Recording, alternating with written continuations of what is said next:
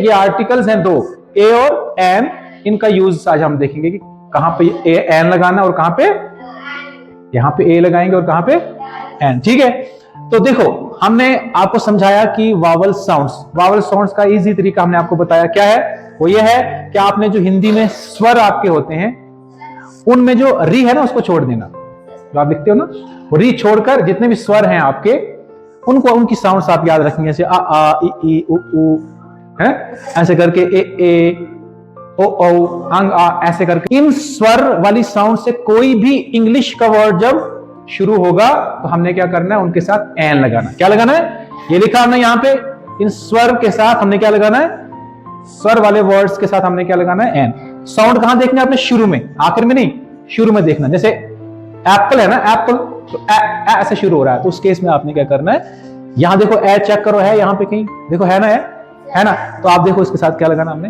N.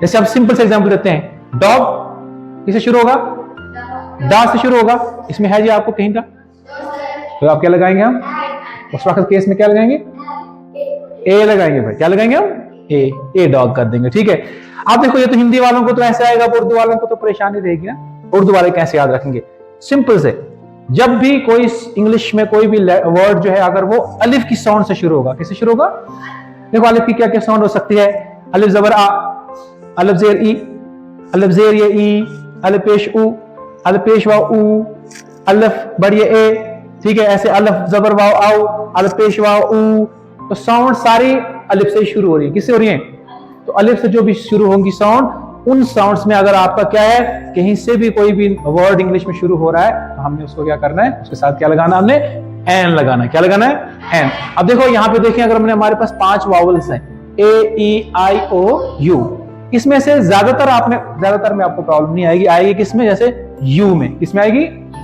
क्यों, क्योंकि you के आपके पास 2 साउंड्स आ रही हैं। अगर हम देखें यू फॉर अम्ब्रेला, तो अम्ब्रेला में क्या साउंड आ रही है, आ, क्या करके आ रही है, वेरी गुड, क्या आ रही है, आ।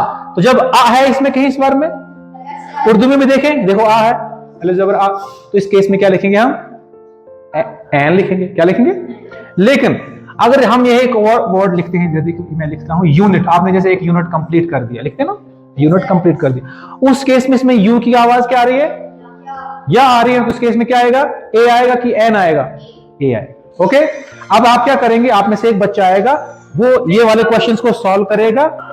ठीक है, आओ जी। तो हमारे पास ये सारे वर्ड्स हैं, हमने चेक करना है कि इनमें से किस वर्ड के साथ ए आता है और किस वर्ड के साथ एन आता है। तो ए फॉर एप्पल, ए की साउंड क्या है, ए। हमने इसमें देखना है कि ए आ रहा है या नहीं, ये है ए, तो इसके साथ आएगा एन। फिर दूसरा वर्ड है हमारे पास कैट, कैट की साउंड क्या है, कैट, इसमें क्या आ रहा है कहीं, तो यहाँ पर आएगा ए। उसके बाद है हमारे पास एरोप्लेन, एरोप्लेन ए की साउंड फिर से आ रही है आ, तो यहाँ पर आएगा एन। उसके बाद है डॉग, डी की साउंड क्या है, इसमें कहीं डा आ रहा है, तो इसके साथ क्या आएगा, ए। उसके बाद है यूनिवर्सिटी, यूनिवर्सिटी की साउंड है यू, तो इसमें कहीं आ रहा है, तो यहाँ पर आएगा ए। फिर है आइसक्रीम, आइसक्रीम, आई की साउंड क्या है, आई, तो ये रहा, तो यहाँ पर क्या आएगा, एन। फिर है एलिफेंट, ई की साउंड है ई, ये, तो यहाँ पर आएगा फिर से एन। फिर है हमारे पास ऑरेंज, ऑरेंज की साउंड क्या है, ओ, ये हमारे पास उ, तो यहाँ पर क्या आएगा, एन।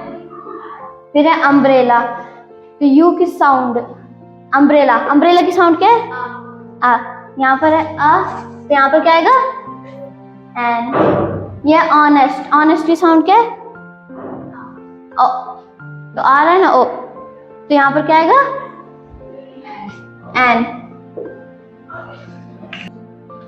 तो आप ये सब वर्ड्स को देखो, और इन वर्ड्स के जहाँ से ये स्टार्ट हो रहे हैं, इनकी साउंड अगर स्वर में आ रही है तो उनके साथ हमें क्या लगाना है, एन, और जिनके साथ नहीं आ रही है उनके साथ हमें लगाना है ए। ठीक है।